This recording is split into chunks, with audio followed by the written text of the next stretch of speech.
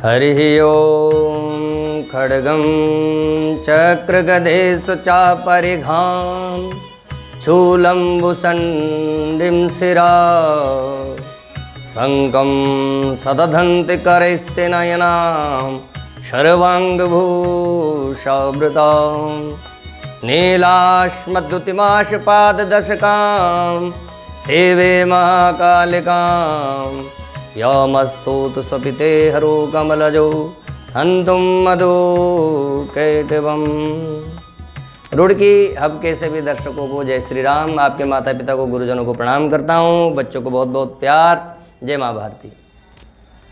आप देख रहे हैं रुड़की हब, और रुड़की हब के माध्यम से आपको नवीन जानकारियाँ ज्योतिष, धर्म, अध्यात्म संबंधित समय समय पर मिलती रहती हैं।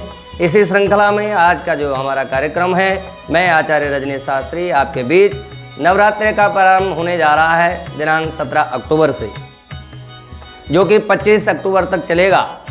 और इसमें पूरे नवरात्रि हैं, किसी प्रकार की कोई कमी नहीं है। प्रथमम शैलपुत्रीम, द्वितीयम ब्रह्मचारिणी, तृतीयम चंद्रघंटेति कुष्मांडेति, चतुर्गमम पंचमम स्कंदमातेति, षष्ठमम कात्यायनी च, सप्तमम कालरात्रि च, महागौरी च, अष्टमम नवमम शिवधात्री, नवदुर्गा प्रकीर्तिता।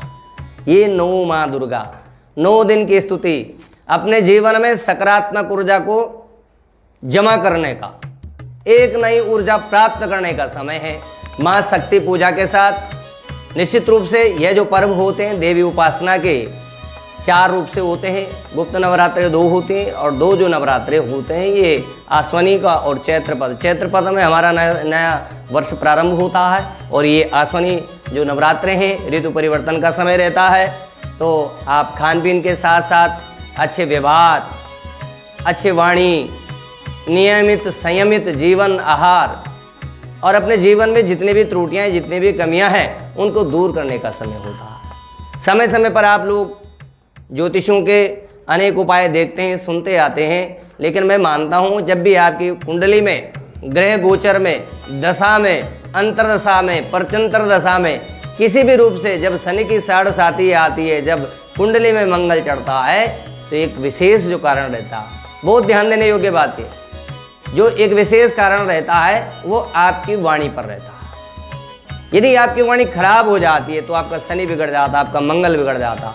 इसलिए अपनी वाणी को हमेशा संयमित रखें। बहुत से लोग कहते हैं गुरुजी हम तो बहुत सच बोलते हैं, अब किसी को बुरा लग जाए तो हम क्या कर सकते हैं।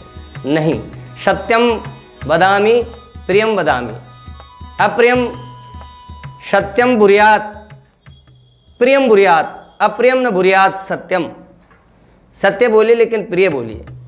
यदि कोई सत्य अप्रिय है तो उसको बोलने का प्रयास मत करें। अपनी वाणी को आप बहुत ही अच्छा रखें, जिससे कि आपके साथ समाज जुड़ेगा, आपके नाते रिश्तेदार जुड़ेंगे, घर परिवार मित्र आपके साथ अच्छा व्यवहार करेंगे।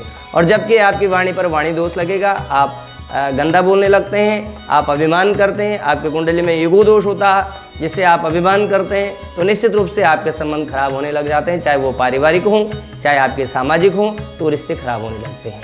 तो आप अपनी वाणी को अच्छा रखें, और प्रातःकाल के बेला पर सूर्य को जल अवश्य अर्पित करें, सूर्य को जल नमस्कार करें जरूर। और इसके साथ साथ ही माँ की उपासना के ये जो दिन है, प्रत्येक दिनों में नई ऊर्जा के साथ आप व्रत उपासना कर सकते हैं। ये जो शक्ति के दिन है, इसमें आप नियमित समेत कलश स्थापन का जो समय है वो प्रातःकाल 17 तारीख को 7:45 बाद के प्रारंभ हो जाएगा, जिसमें शुभ योग में आप कलश स्थापना कर सकते हैं। कलश के अंदर आप सुपारी रखेंगे, आप उसमें कुछ दक्षिणा इत्यादि पुष्प आदि अर्पित करेंगे, कलश को स्थापना करेंगे। आम के पल्लव, 5 पल्लव वैसे उसमें लगते हैं, आम के पत्ते आदि लगा करके नारियल के साथ आप उसमें जो भी जौ इत्यादि बोते हैं, खेतरी बोते हैं, उसको आप बोएंगे। और दीपक जला करके माँ की स्तुति, सप्तशती का पाठ, माँ का कवच, हरगला, अनेकों रूप से माँ की स्तुति की जाती है। इसमें जैसे भी आपको आता है, ऐसा नहीं है कि आपको संस्कृत के माध्यम से करना है। जिस भी रूप से आप भगवान को भजते हैं, भगवान हमेशा प्रेम करते हैं, माता हमेशा प्रेम करती है, उससे जिसके भाव शुद्ध हैं, जिसका आचार व्यवहार शुद्ध है, तो अपने व्रत अर्थात इसका तात्पर्य होता है व्रत, उपवास, भगवान के नज़दीक निवास करना, वो आप तभी कर सकते हैं जब आपका चरित्र उज्ज्वल होगा, आपकी वाणी में कोई दोष नहीं होगा, आप किसी की निंदा नहीं करते होंगे। 3 चीज़ों का रखेंगे विशेष ख्याल, और माँ की आराधना पूजा करने का ये बहुत ही उचित समय आ रहा है। कई वर्षों के बाद ऐसा सुयोग बन रहा है। माँ की स्तुति हमारे कई ऋषि मुनियों ने की है। भगवान श्री राम ने रावण पर विजय के लिए भी माँ की स्तुति की थी। ऐसे अनेकों उदाहरण हमारे शास्त्रों में हैं। तो आप माँ की उपासना कवच के माध्यम से, अर्गला के माध्यम से, दुर्गा सप्तशती के माध्यम से आप कर सकते हैं। माता के पाठ के साथ साथ ही आप हनुमान जी की, भैरव जी की भी पूजा अवश्य करें, क्योंकि हनुमान जी कलयुग के साक्षात देवता, उनकी पूजा उपासना को भी आपने नहीं छोड़ना है। भैरव की भी आप उपासना आराधना कर सकते हैं। और इसके बाद अष्टमी जो है वो है 24 तारीख की। इसमें बहुत कन्फ्यूजन हो रहा है, बहुत से लोग पूछ रहे हैं अष्टमी नवमी कब है, कैसा है। विजयदशमी में जो लोग बहुत सारे कार्य करते हैं, जिनका कोई मुहूर्त नहीं निकलता, बहुत से लोग विजयदशमी पर उस मुहूर्त को संपादित करते हैं। आप कर सकते हैं 25 तारीख को ही विजयदशमी, इसमें कोई भी आप कन्फ्यूजन में न रहें। और नवमी भी 25 नवंबर को, 25 अक्टूबर में ही रहेगी। चूँकि दशहरे का पूजन दोपहर में होता है, इसलिए दशमी तिथि का आगमन होगा, सूर्योदय के बाद होगा। लेकिन विजयदशमी जो है 25 अक्टूबर को रहेगी। जो भी कार्य आप लोगों को करने हैं अपने विजयदशमी पे, वो ये विजय पर्व है, इस पर आप कर सकते हैं।